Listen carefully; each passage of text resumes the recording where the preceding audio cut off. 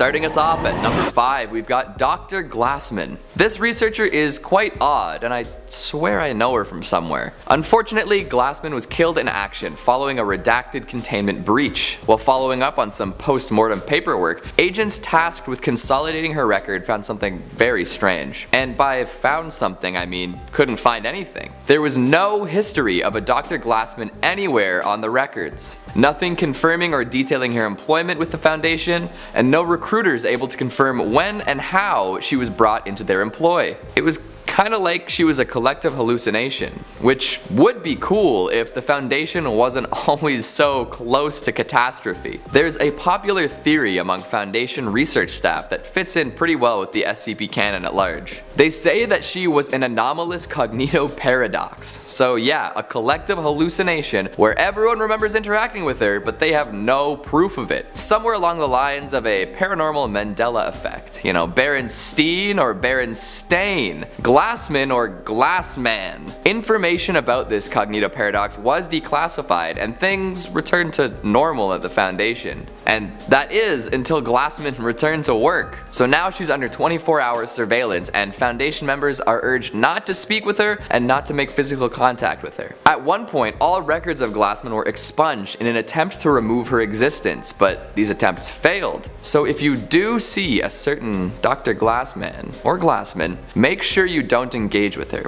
Don't acknowledge her presence, and for goodness sakes, do not attempt to locate her. Coming in at number 4, we've got guest researcher Dr. W. This one makes me feel pretty icky inside, and more icky than normal SCP stories. It has to do with SCP-682 and the experiments performed on it. You know 682, right? The weird reptile thing who hates all life? Constantly consuming matter with crazy regenerative abilities? Yeah, that one. So they did some tests on it to try to figure out whether or not it could actually be killed. Most of these trials involved use of other SCPs and were supervised by trusted Foundation researchers. At one point, someone tried to drop it from an airplane cruising at high altitudes. That didn't work. Dr. Clef even walked into the containment area himself just to see what would happen. However, at some point, a guest researcher by the name of Dr. W was allowed to perform some experiments. This was not a good call. The first thing Dr. W did was put an ordinary human child in the container. Guess what happened next? The child screamed, cried, and was messily devoured. Now, after one test like that, a reasonable researcher would think, maybe don't put the human child in with the terrifying hatred lizard. But no. This researcher decided to push it further. In their notes, they stated that the child's crying made 682 perceive hostile intent. So during their next trial, they heavily drugged a child and put it in the container. This child giggled and smiled and was messily devoured. Great work, team. In the notes for this trial, Dr. W wrote that they believed that if they tried it again, eventually a child would make friends with 682. Thankfully, before this theory could be tested, Dr. Clef decided to use Dr. W as a test subject. Dr. W screamed and panicked and was messily devoured. Pretty conclusive results, don't you think? Coming in at number 3, we have Dr. Clef. As you might have noticed in the previous number, this researcher is a madman maverick. He plays by his own weird, really annoying rules. But the Foundation wouldn't just keep him around for comic relief, would they? This enigmatic doctor claims that his true name is that of an A major chord played on a ukulele, and thus the musical name was born. His face cannot be clearly photographed, but people say that he has 3 different colored eyes and a Cheshire cat grin. An inveterate liar, Clef cannot be trusted about anything except for SCP related issues. He's also been described as having a slimy personality that causes all females within reasonable distance to instinctively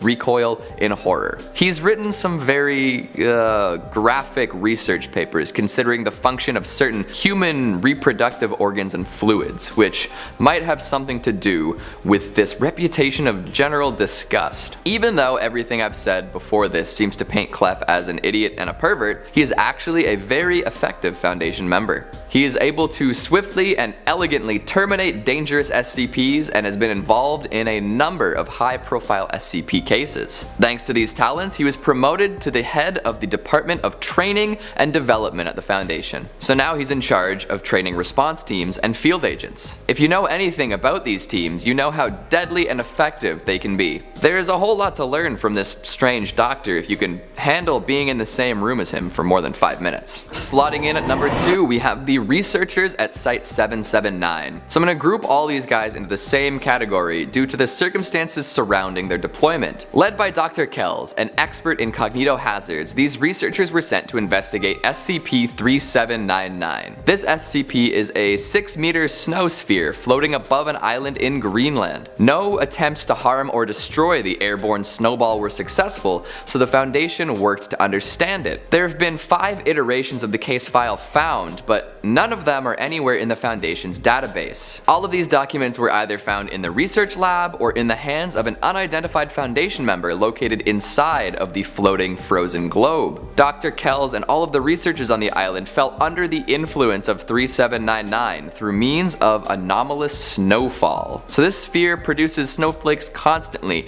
and the island is always totally covered in a beefy layer of snow. The flakes are molecularly identical to regular snow, but have anomalous qualities that make them very dangerous. Those who observe the snow over time always develop an obsessive interest in it, and associate it with feelings of joy, contentment, and enlightenment. When the snow makes contact with human skin, the subject will feel compelled to totally immerse themselves in it. Once they succumb to hypothermia and die, the snow has a corrosive effect on their corpse and will actually turn their flesh into snow. Dr. Kells fell under the influence of the snow and compelled people to walk out and be subsumed. In his report, he wrote that winter and snow are pure, unlike humans who are made of flesh and mire. Heading into this snow is likened to achieving nirvana and should be done as soon as possible. All of the researchers on the island eventually subscribed to this idea and gave themselves in to the pure crystalline powder. If Kells' glowing report of the deadly snow substance made it to the public, who knows how many would be lost to the blizzard. And finally, coming in at number 1, we have Adam Bright. This member's story is both scary and tragic. The Brights are a well-known family, well connected to the Foundation at large. Adam is the patriarch and has what is assumed to be 5 children involved in the world of SCPs. 4 have been mentioned in different reports and case files as researchers, agents, or operatives, and the last one is the catalyst for Adam's tragic story. One of the Bright babies was stillborn, causing great distress to Father Bright. He wanted more than anything to bring his baby back to life. Adam did everything he could to achieve this goal, including using SCPs with healing properties. This led him to use SCP-590, a teenage boy with the mental capacity of a 3-year-old who can heal injuries on anyone he touches. This worked and brought the baby back to life. However, it was immediately taken into Foundation custody for examination and later given SCP designation, SCP-321. This child ages at a decelerated rate and has the ability to recuperate after injury 5 times faster than a normal human. Its physical growth has showed no signs of stopping either. It's theorized that this could be a result of being brought back to life while a large number of stem cells still existed in the child's body. It actually reached a point in its growth that its heart could no longer circulate blood effectively, causing the Foundation to outfit it with braces to prevent further growth and support the already weak bones and muscles. 321 has a low degree of intellect and cannot learn complex skills or speech. Over and over, Adam tried to regain custody of this reborn child, and every time the Foundation denied his request. Every time Adam rose in rank, he put in a new request, but to no avail. Eventually, the Foundation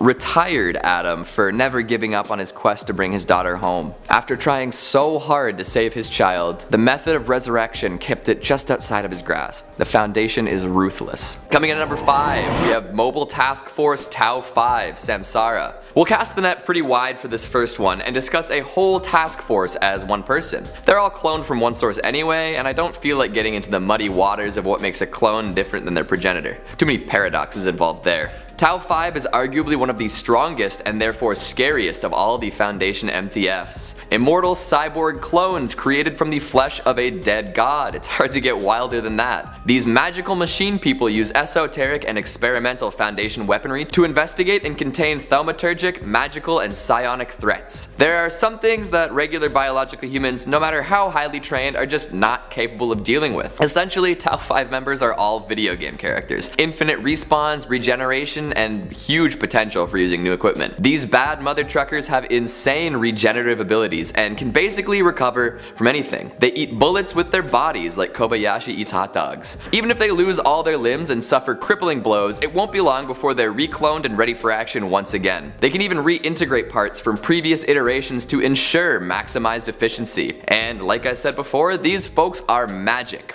A step above cyborgs, they have been gifted special abilities by the Lord of Endowments, making them Master Chief level overpowered. If Tau-5 is after you, just give up. Your time has come. Coming in at number 4, we have Dr. Kondraki. A well-known, controversial fan favorite, Dr. Redacted Kondraki is the former director of Site-17. Nobody knows for sure where he is now, as he disappeared long ago. Some say he's still alive and working for the Foundation deep undercover, while some claim he was dealt with, if you know what I'm saying. A whiz with a camera, Kondraki started out as a low-level researcher with little chance of promotion, but soon enough his finesse as an image capturer was noticed and he was brought out into the field to photographically document new finds. As time went on, Kondraki noticed that some SCPs couldn't be captured on regular issue cameras, so he began meticulously upgrading his own. These upgrades may or may not have involved anomalous materials. In fact, his camera is now classified as SCP-515 ARC and has undergone extensive testing. He is also known for becoming quite attached to certain SCPs, like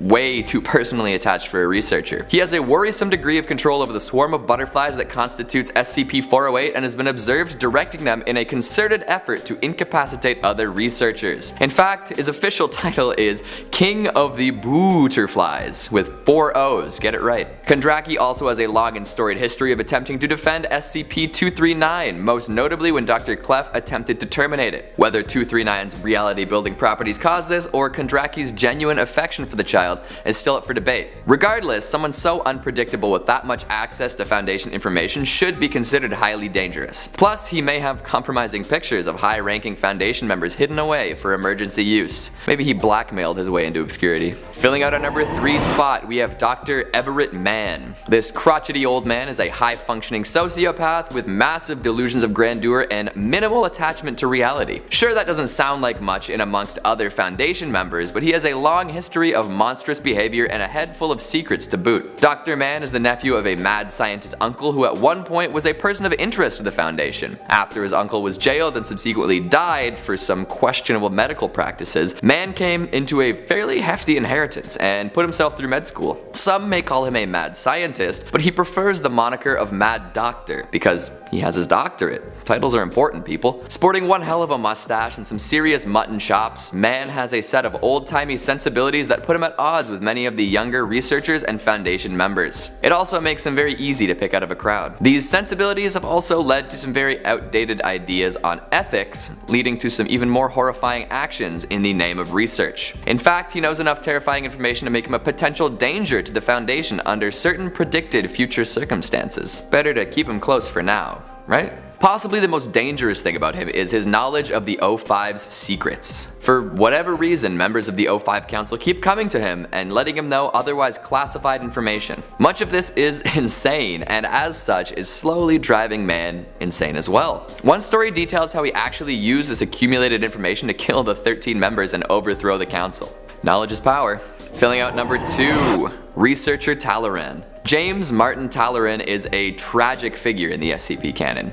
Originally a level 3 researcher, he wasn't anything special until for some reason SCP-3999 became attached to him. This reality-altering skip is one of the few Apollyon class entities being monitored. It currently poses a ZK class end of reality scenario, and the containment procedure details a very disturbing and sad procession of events. For whatever reason, 3999 holds some sort of grudge against Talaran and forces him to endure horrible tortures over and over again. He is made to watch the execution of his family, he's killed in many different ways, trapped in a continuous time loop of a joke, melted and eaten by Dunkleo wolves, inflated with water via hose, and more. This is all detailed in an extremely confusing, disjointed, and fascinating entry. Eventually, Talaran finds a way to stop 3999, but at the cost of his own life. For millions of years, he endured the worst possible pain, the rending of his mind, until he became numb to it all. Through this numbness, he was able to survive and overcome the tortures inflicted upon him. Upon investigation of 3999's cell, Talaran's body was found along with a cell phone containing a text document. The document resembled a containment procedure, but it was written up very differently than most. Honestly, it's a trip to read, and it's a surreal look into a writer's psyche as they come to terms with their addiction to the SCP community at large. My description can't possibly do it justice, so I would recommend reading the entry in its entirety. And finally at number 1, Dr. Jack Bright. Of course, how could we do another Foundation Members episode without talking about the immortal goofball himself, Dr. Bright? It's very difficult to describe this fellow in one shot because he's involved with so many different stories and has the potential really to be anywhere and do anything. Thanks to a connection with SCP-963, Dr. Bright is effectively immortal. Bright was killed during a containment breach while hand-delivering the amulet to another on-site location. For whatever reason, his death bound his soul to the amulet, allowing him to effectively take over the body of anyone who comes into contact with it. He can use his power to essentially do whatever the hell he damn well pleases, and this has been well documented indeed. At this point, he can just throw caution to the wind. He's been known to steal bodies,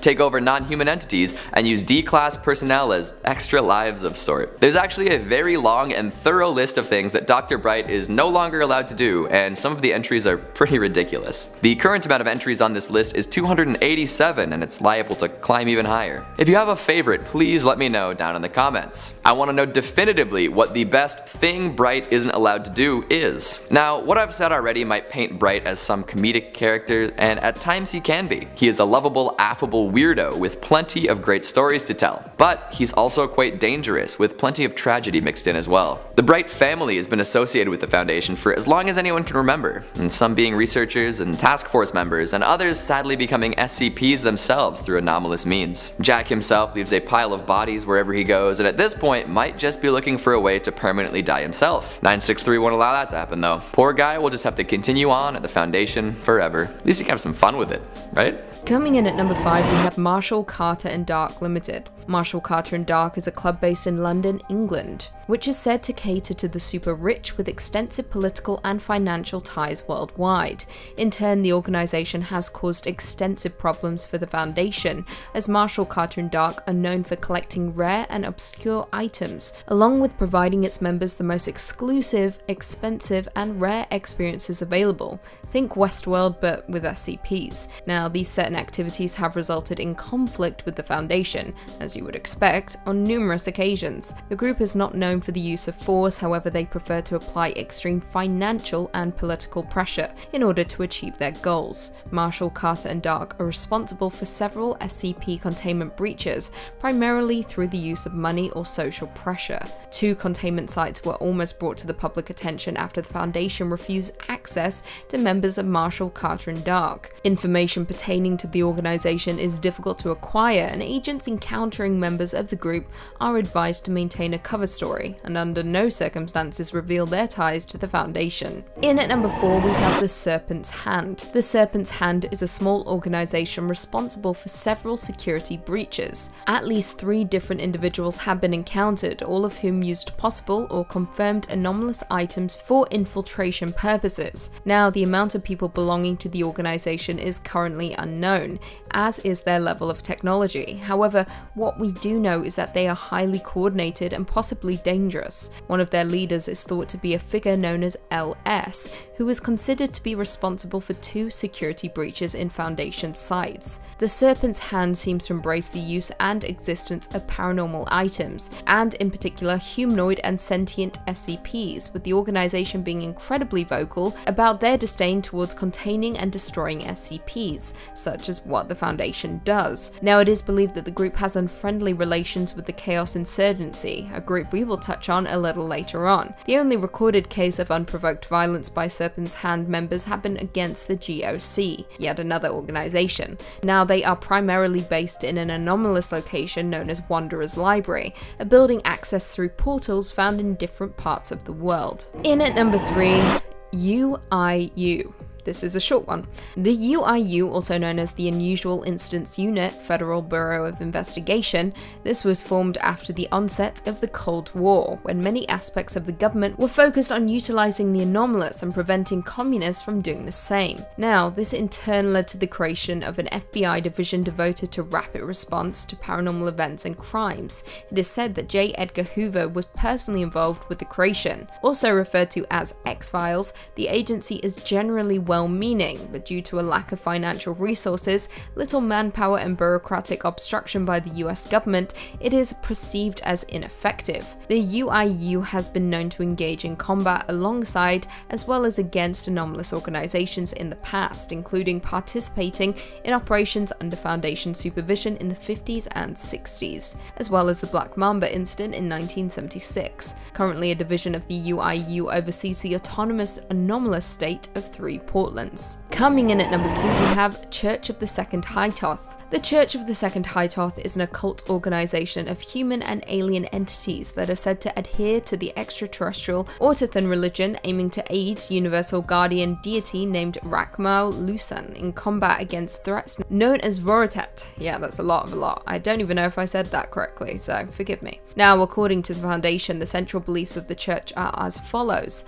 The current universe, the Second High Toth, was preceded by a different universe, which used to exist until it was consumed by an extra-universal entity. A group of survivors fled to the newly created Second High Toth, our reality, with 7 of them choosing to ascend to godhood to ensure the universe's safety. 6 of these gods died over time, leaving Rakmau Lusan as the last survivor. Now, the Church's operations are performed underneath the veil, in order to avoid scrutiny from normalcy organizations. Now, beyond the Church, the Autothan religion has an interstellar and intergalactic presence, having initially emerged among extraterrestrial civilizations. Now, the only Autothan civilization known to have entered the solar system is species of interest 002.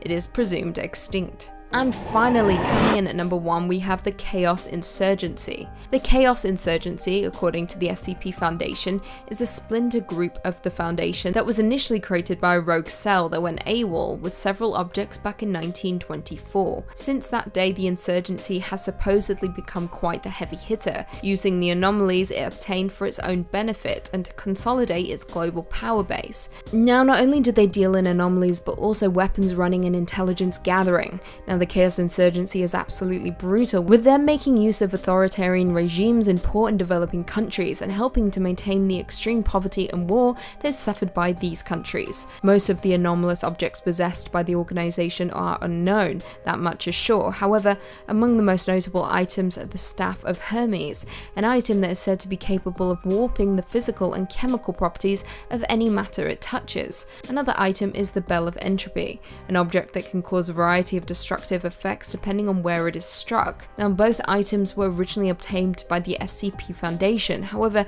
they are stolen by the founders of the Insurgency to use for their own personal gain. Now, the main base of the Chaos Insurgency is unknown, as are its current leaders' whereabouts, but what we do know is that the organization is directly antagonistic towards the Foundation, even using deadly force to attempt to prevent the Foundation containment of several anomalies. The Foundation has been infiltrated by agents of the Insurgency in the past, resulting in the loss of valuable data, theft of a number of anomalies, and deaths of personnel. Now, personnel are aware of potential raids, terrorist action, as well as spies from the Insurgency.